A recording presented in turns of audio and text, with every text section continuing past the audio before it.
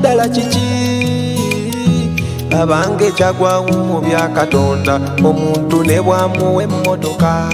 awala n'ayina akagaali ye n'abakyala ne gwawadde abalongo awala n'atebambye omugumba naye ddala kiki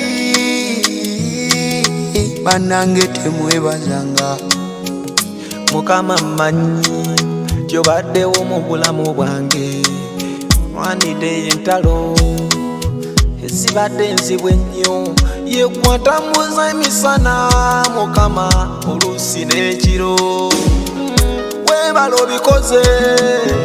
Haleluya zanna kabaka weebala obikoze Haleluya zanna kabaka weebala obikoze Haleluya zanna kabaka weebala obikoze Haleluya zanna kabaka yekwatambuza abalema gyewanzijanga wala nnyo nali nfudde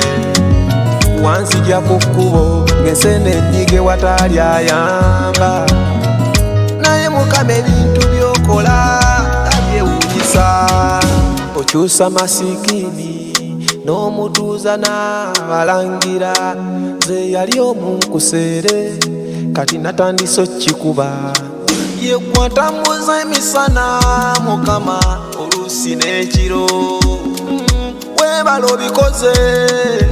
Haleluya zanna kabaka weebala obikoze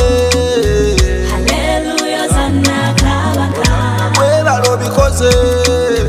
Haleluya zanna kabaka weebala obikoze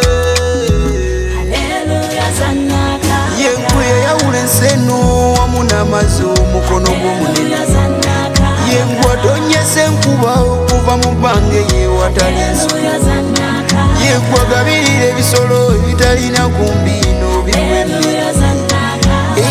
Haleluya zanna kabaka Haleluya zanna kabaka siza gwe yamponya enjala naye bana Haleluya zanna kabaka weebala obikoze Haleluya zanna kabaka weebala obikoze Haleluya zanna kabaka weebala obikoze Haleluya zanna ddala kiki